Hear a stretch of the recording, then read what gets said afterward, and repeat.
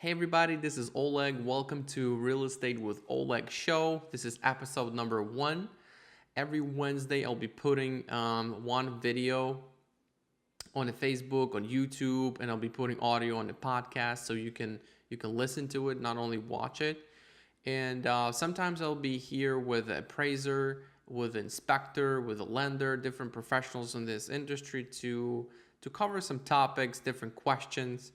Today, as it's a springtime, I wanted to talk a little bit about sellers and how to price your home to sell.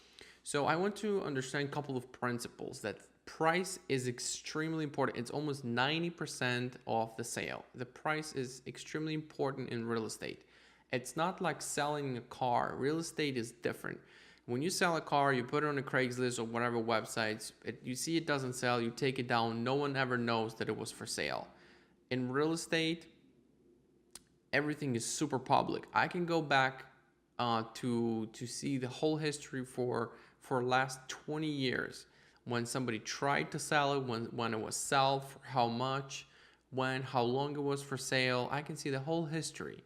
So you have to remember that it's all public information. If you put your house for sale and it's not selling for 2 months, everybody's going to see it. Whoever's interested in the house will always know this information, and they will use it against you if you've had your home for sale for too long. So the key principles in real estate selling homes is, number 1, your biggest enemy is days on the market. And number 2 is the longer on the market, the lower the sales price. Those are 2 principles you have to know. Sometimes you might think, oh, my real estate agent just want to get rid of this house and sell it super quick so he gets his commission. He doesn't care about the house. Could be you have that type of agent, but there's also a principle that the most motivated buyers usually come fast. So let's talk about how to price it. So let's we have all that information, we put it aside, and now we have our home. So how do we price it? It's let's say we agreed that your home probably worth between 290 and 315. Somewhere about that range, it's going to sell based on compatible sales, based on how much neighbors sold, what's on the market, based on what Zillow tells you, what everybody else is pointing at, and what you think is probably going to be the price. So we passed that point. You agree that it's between 290 and 315. Now, somebody would probably want to price it at 330 to have enough room to negotiate. Somebody would want to price it at 350 to have more room to negotiate. My rule is, and this is not only my rule, but it's been proven in the market, that it's better to price your home closer to the price and stay more firm than price it too high and have a lot of wiggle room, because you might miss those people that are looking at the price range you should be selling at. So most buyers have real estate agents that are putting criteria in MLS and whatever else, and they have price ranges. They're not looking above. Let's say it's 325. Usually in that price range, it goes in increments of 25,000. So if you price at 330, you might be missing all of those people that are looking for a house for to up to 325. If you're only priced at 330. So it's better to stay close to the price where you think it should be selling, and stay firm and be firm, because you're probably going to get not only one offer, or you're not only going to get one showing, and stay a little bit firm than have too much of a wiggle room. So if you're between 290 and 315, I would put it at 324.9. That would be the ideal number to start with, and it's very important to gauge the activity, the feedback, and the days on the market. You should always be looking at these numbers: number of showings, feedback, and number of days it takes to get the showing and the feedback. So let's say it's been 2 weeks, you got 10 showings, pretty good, and you got 7 feedbacks. No feedbacks mean not interested. 7 feedbacks that say living room was too small. Nothing you can do about that, right? Or this is how it actually translates. The too small living room actually means that I am looking at other homes in this price range and all of them have a bigger living room.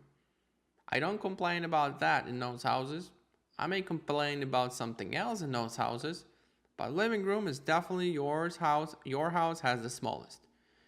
That's how it translates.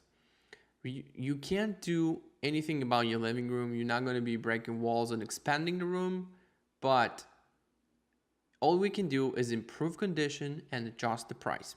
Those are two conditions. Those are two variables you can play with.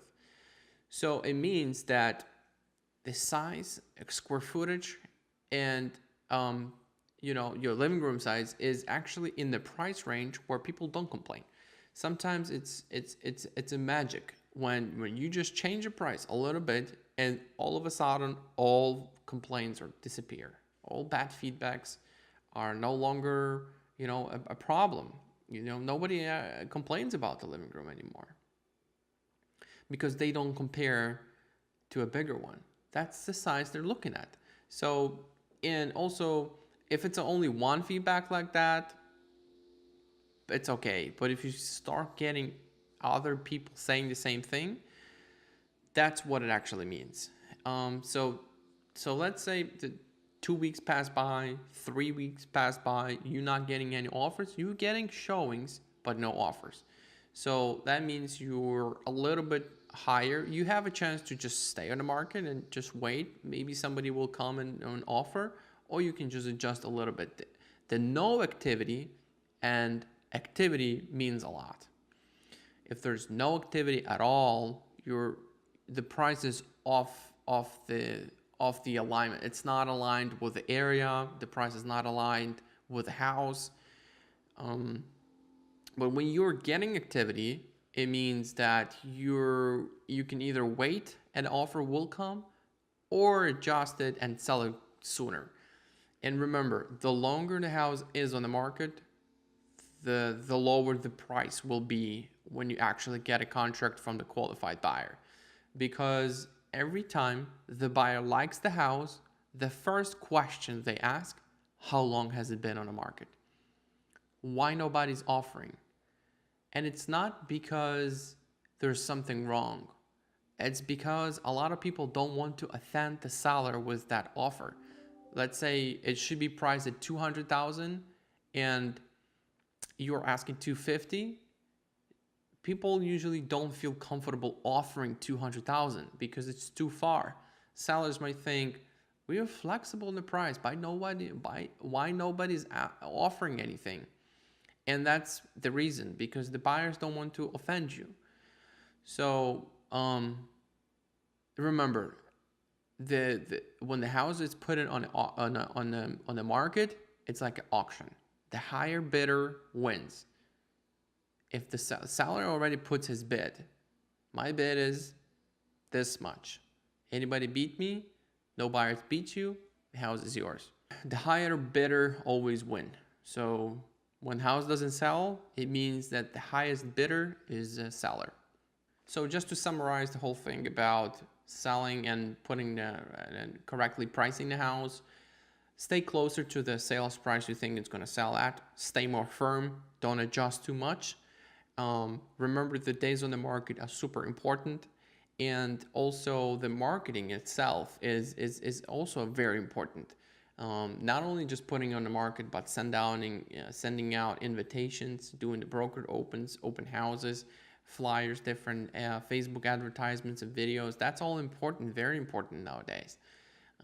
More and more buyers are first-time buyers, and they're millennials, and they all sit on Facebooks and Instagrams and all the internet applications, and you want to be able to catch them there too, not just by a sign for sale and having it on the market, but also pushing it a little bit to the social media websites. Remember that days on the market is your biggest enemy. The longer it sits, the lower the price. That's a statistics, and that's how it's done in real estate.